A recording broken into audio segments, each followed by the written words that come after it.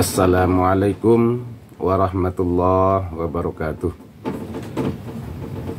Jumpa kembali dengan saya Angjay dari Padepokan Sanghyang Sira Ujung Kulon untuk Nusantara dari Sabang sampai Merauke. Berbeda-beda tetap satu, Bhinneka Tunggal Ika, NKRI harga mati, Pancasila jaya. Izin merokok.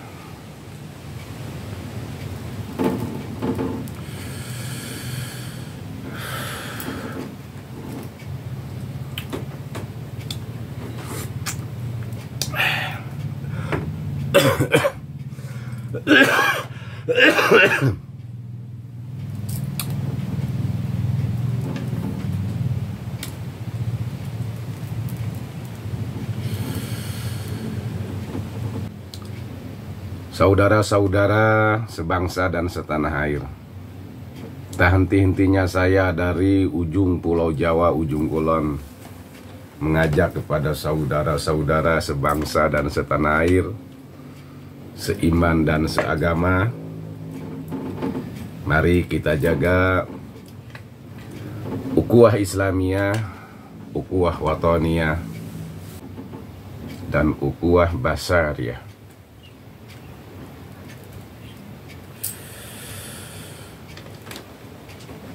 Saya secara pribadi sangat prihatin dan sangat sedih sekali melihat perdebatan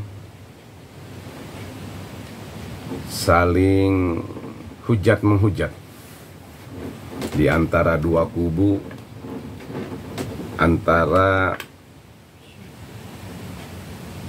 orang yang pro kepada Ba'alawi dan orang yang pro kepada penelitian tesis ilmiahnya Kiai Haji Imaduddin.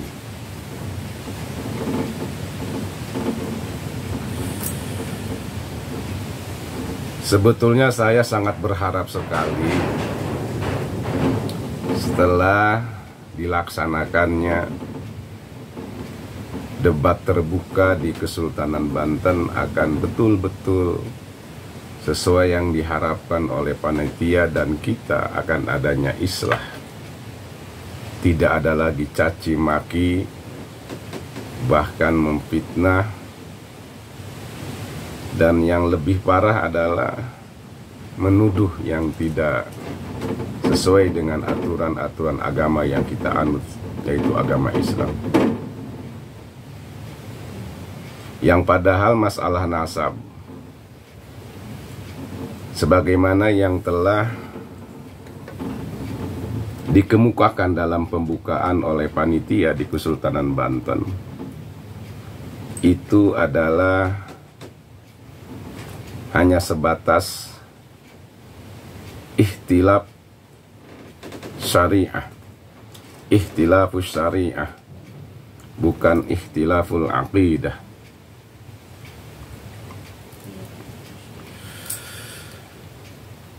Jadi tidak bisa membatalkan kepada akidah, karena berbeda pendapat di dalam masalah pemahaman syariah itu hal yang biasa. Tapi kita lihat sekarang dan saat ini di dunia sosial, antara yang menyatakan dirinya sebagai orang yang cinta dan mahabbah kepada Ba'alawi dan yang menyatakan cinta, setuju dengan tesisnya Kiai Haji Imad, saling menuduh dan saling menuding, bahkan tidak segan-segan saling mencaci, bahkan ada kata-kata yang tidak sesuai dengan aturan agama. Sampai ada yang berkata Dajjal, ada yang berkata Yahudi, ada yang berkata ya macam-macam dari kedua belah pihak. Seharusnya kalau kita berpatokan kepada diskusi yang dilaksanakan di Banten itu, jadi kita jangan membedakan, jangan mempermasalahkan masalah perbedaan pendapat di dalam masalah ikhtilafus syariah. Itu adalah kewajaran yang biasa. Silakan saudara-saudara lihat video Ketua Panitia Tubagus Imam di dalam sambutannya membahas tentang masalah penelitian nasab ini. Ini videonya. Mari kita lihat. Pertama ada khilaf, yang kedua ada ikhtilaf, yang ketiga ada i'tilaf. Khilaf itu umumnya yang kita pahami sebagai khilaf tadad. Khilaf yang mana berbeda tujuan dan berbeda cara, seperti bainal adyan, antar agama. Umat Islam dan Kristen misalkan. Beda Tuhannya, beda cara pelaksanaan ibadahnya. Itu khilaf. Tapi kalau ikhtilaf itu seperti bainal madhabil fiqhiyah. Syafi'i, Hanafi, Hambali, semua sama Tuhannya Allah, ibadahnya menuju Allah, tapi tata caranya berbeda, teknis pelaksanaannya berbeda. Ikhtilaf. Dan ini berpotensi mengeraskan hati. Makanya kita kalau madhab Syafi'i cukup pakai Syafi'i, membaca madhab Hanafi pun tidak untuk kita amalkan, hanya pengetahuan. I'tilaf ini adalah miliknya para sadatuna sufiyu, para aulia Allah. Bagaimana i'tilaf? Kitab Hikam Ibn Athaillah Sakandari. Ibn Athaillah murid daripada Abul Abbas Mursi, Abul Abbas murid daripada Abul Hasan Asyadili. Tariqahnya Syadiliyah, tapi semua ahli tariqah mengaji kitab Hikam. Fathur Rabbani, Syekh Abdul Qadir Jalani, tariqahnya Qadiriyah, tapi semua mutasawif atau sufi mengaji kitab itu dan dipakai. Berbeda dengan fikih, apalagi urusan akidah. Dan ini kita harus ketahui, makom kedudukan ini yang akan kita debatkan adalah makomul ikhtilaf, makom syariah, bukan akidah. Yang pro, yang kontra, yang pro kepada Kiai Imad tidak menjadikan dia muslim atau kafir, ya, tidak menjadikan dia kafir. Yang kontra kepada tesis Kiai Imad tidak menjadikan dia kafir juga. Ini urusan ikhtilaf syariah, bukan ikhtilaful akidah.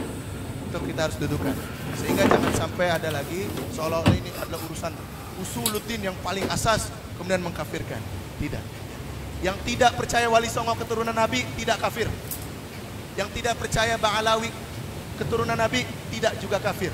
Tapi harus bertanggung jawabkan kalau sudah berbicara membatalkan orang. Kira-kira jelas? Baik, kita mulai acaranya.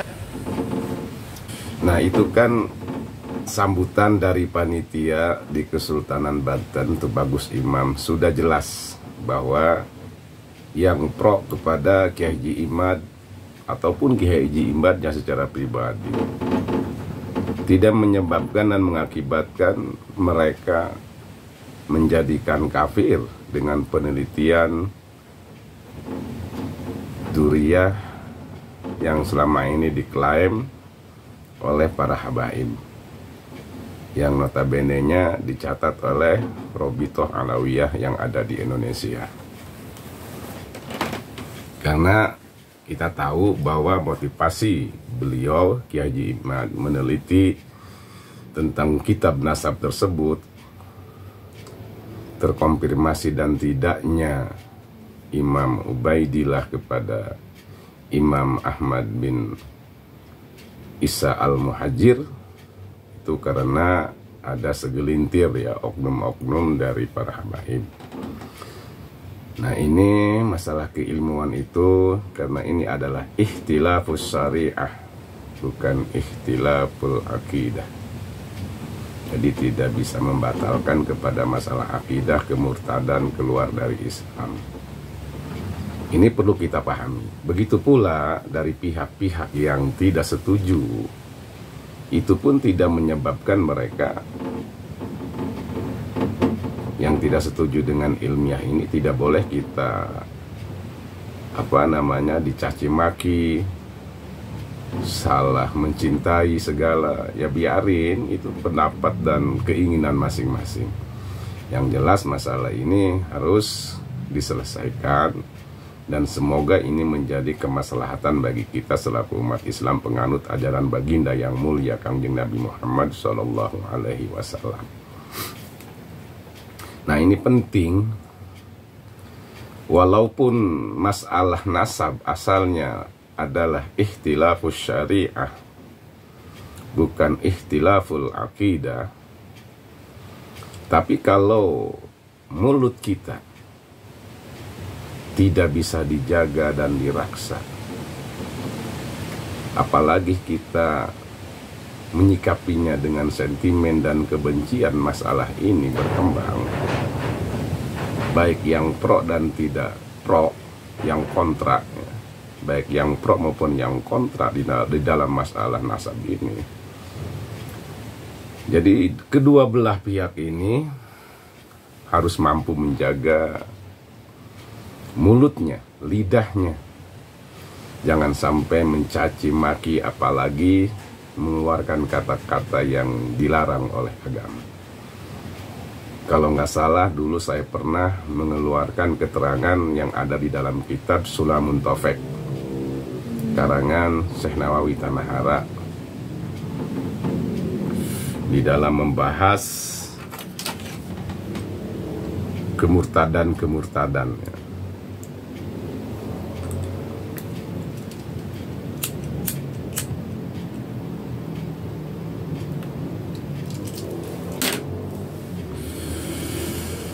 Kalau nggak salah, saya belum tidak begitu hafal ya.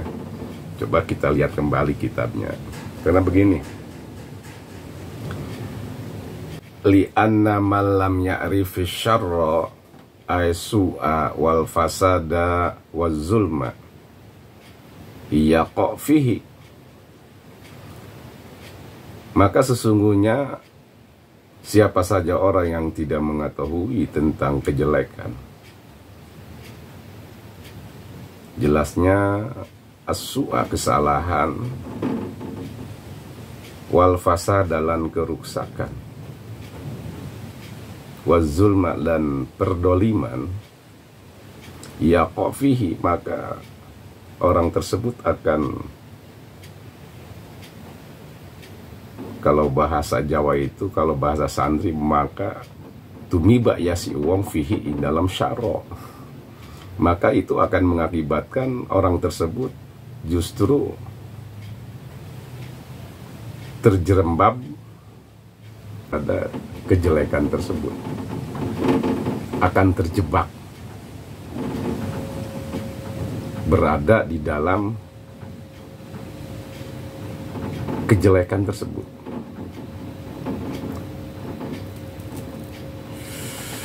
Maka di sini, agar mulut kita bisa dijaga, lidah kita bisa dijaga, jangan sembarangan menuduh orang, apalagi orang itu Islam, sama agamanya dengan kita Islam. Hati-hati kita menuduh seseorang itu dengan bahasa-bahasa yang menyebabkan kita menjadi murtad. Karena kemurtadan itu ada 3. Wariddatu salah satu aksamin, kalau nggak salah. Coba kita lihat lagi ya kitabnya.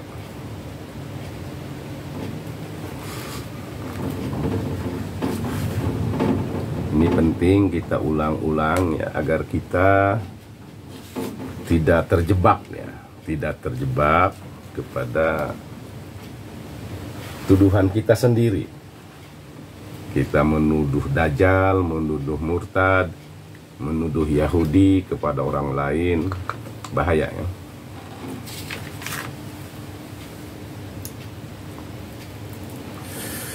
Bismillahirrahmanirrahim.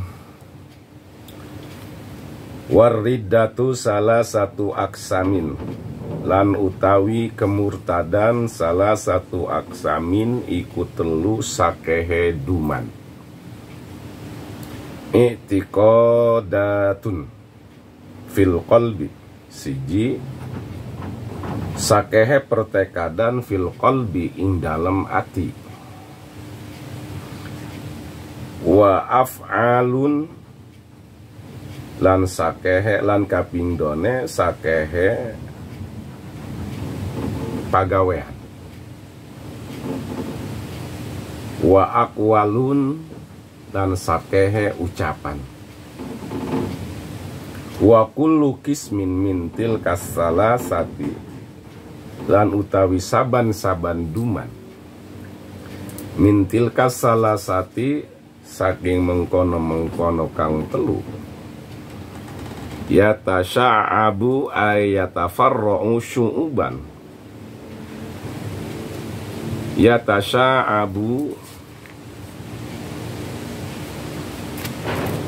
iku narima bercabang-cabang. Ayatafarrongu tegese berdopang-dopang.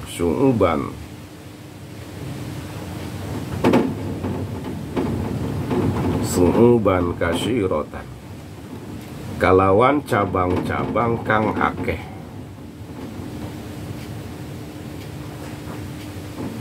Lianna hada bahrun lasa hilalahu, karena satu hune opo iki riddah iku kaya lautan kang ora nana opo basisir lahu kedua bahrun. Jadi maksudnya kemurtadan itu dibagi 3 golongan, 3 kelompok secara garis besarnya. Diklasifikasi menjadi 3 golongan, 3 kelompok ya. 3 bagian. Pertama, pertekadan yang ada di dalam hati kita. Kedua, pekerjaan yang bisa menyebabkan kemurtadan kita. Yang ketiganya adalah ucapan-ucapan kita yang bisa menyebabkan kita menjadi murtad. Wa kullu qismin, dan setiap bagian-bagian mintil kasalasati dari yang 3 perkara tersebut itu ya tasya'abu, jadi bercabang-cabang, masing-masing punya cabang-cabangnya, ada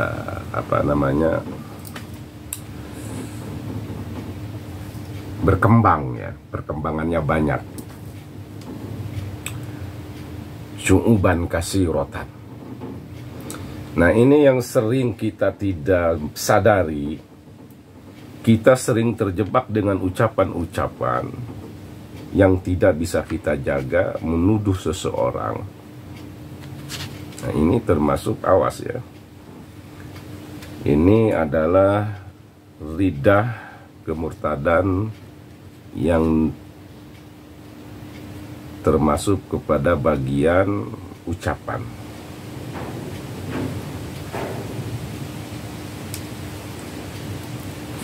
Kita langsung kepada bagian yang ketiga, klasifikasi atau bagian yang ketiga. Wal qismus salisu min aqsamir ridati salasati. Bagian ketiga dari beberapa bagian kemurtadan yang 3. Al-aqwalu adalah murtad-murtad yang berupa ucapan. Wahia katsiratun jiddan la tanhasiru minha al katsirati. Itu banyak sekali yang tidak bisa dihitung, yang tidak bisa terhitung ya. Ucapan-ucapan kemurtadan. Minha ail kasiroti, dari saking banyaknya. Ayyakula aysahsu li muslimin aylima yattasifa bil islami ya kafirun au yahudiyun au nasraniyun. Nah, ini nih yang sering kita dengar dan sering kita lihat di dunia sosial, di medsos ya. Jadi seseorang tersebut berbicara kepada sesama muslim, yang mana muslim tersebut ailima yattasifa bil islami.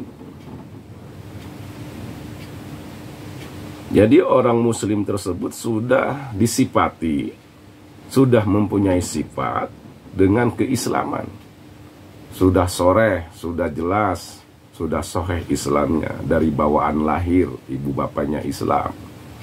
Atau seseorang tadinya kafir, udah masuk Islam baca syahadat, jadi udah masuk, udah jelas Islamnya. Kita bicara kepada sesama muslim, kata kita, hei kafir, hei Yahudi, hei Nasrani. Nah, ini tuduhan-tuduhan kita, ucapan-ucapan kita yang seperti itu bisa mengakibatkan justru kita sendiri yang terjebak masuk ke dalam kemurtadan tersebut. Kalau kita bicara kafir kepada sesama muslim, maka kita yang kafir. Kalau kita bicara Yahudi kepada sesama muslim, maka kita yang Yahudi. Kalau kita berbicara Nasrani kepada sesama muslim, maka kita yang Nasrani. Nauzubillah min dzalik. Tolong ini dijaga, hormati siapapun mereka, dari golongan apapun kasta mereka, mau Nasrani, mau Yahudi, mau Buddha, mau Hindu, tolong dihargai.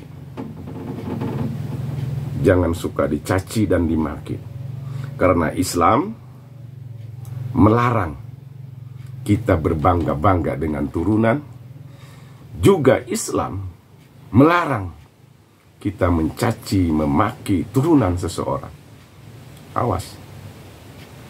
Berbangga-bangga dengan turunan tidak boleh. Mencaci dan menjelek-jelekan keturunan seseorang, itu pun tidak boleh. Haram hukumnya di dalam Islam. Maka saudara-saudara, yuk kita kembali kepada madhab kita. Mari kita kembali kepada aturan-aturan agama yang sudah diajarkan dan dicontohkan oleh Rasulullah, oleh para sahabat, para tabi'in, tabi'in, dan para ulama-ulama kita. Jangan hanya sebatas demi kepentingan organisasi kita berani mencaci, memaki, bahkan menuduh seseorang dengan kata-kata yang tidak layak, yang dibenci oleh aturan-aturan agama yang kita anut.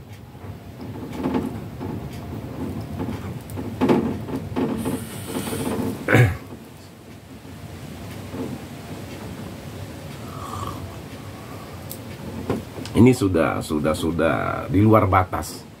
Kalau saya cermati dengan baik dan seksama, kayaknya kita ini gimana? Gontok-gontokan, saling meninggikan ego. Nauzubillah min dzalik. Itu bukan ajaran yang diajarkan oleh baginda kita, Nabi Muhammad SAW. Masalah beda pendapat, hal yang biasa. Selagi pendapat tersebut bukan yang fatal, bukan masalah akidah. Semoga bisa dipahami dan semoga bisa dilaksanakan. Jadi antara yang pro dan kontra di dalam masalah nasab ini, tolong berpikirlah dengan bijak, sikapilah dengan cinta, bukan dengan sentimen dan kebencian. Kepada kedua belah pihak, mari saya mengajak kita kembali kepada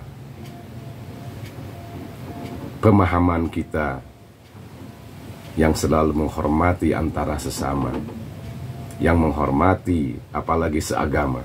Walaupun beda agama, kita harus saling menghormati. Apalagi kita mengaku sebagai Ahlus Sunnah wal Jamaah, mengaku sebagai orang NU, ya. Semua mengklaim kita ini NU, walaupun kita tidak ngerti apa itu aturan-aturan NU, organisasi NU, ya. Karena di dalam organisasi NU itu ada ukhuwah basyariah. Ini ukhuwah basyariah ini luar biasa ini. Udah lintas agama. Siapapun mereka, apapun agamanya. Karena mereka sama manusia, mereka sama makhluk Allah, punya hak yang sama sebagai manusia. Masalah taufik dan hidayah itu hak prerogatif Allah. Mudah-mudahan pesan singkat dari saya, dari ujung Pulau Jawa, ujung Kulon, untuk Nusantara bisa diterima. Tetap kita jaga persatuan dan kesatuan. Yang terpenting ya, jaga iman dan keislaman kita. Wallahul muwaffiq ila aqwamit thoriq. Wabillahi taufiq wal hidayah. Assalamualaikum warahmatullahi wabarakatuh.